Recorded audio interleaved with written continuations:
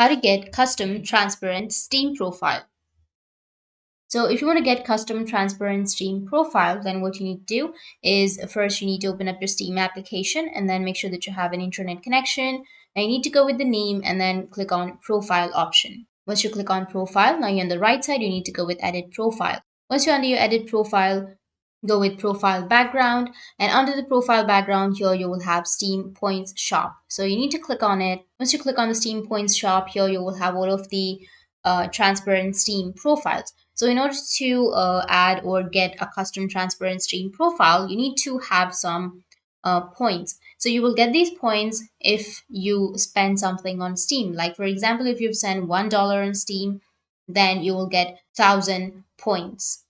So if you've not spent, then you won't be able to have all of these points. So if you have your points, you need to just simply click on the item or select your profile background, any option that you're comfortable with according with your coins. And after that, you can click on get and you'll be able to add those custom transparent stream profiles. So that's it. And if you have any questions, feel free to comment below. Thanks for watching.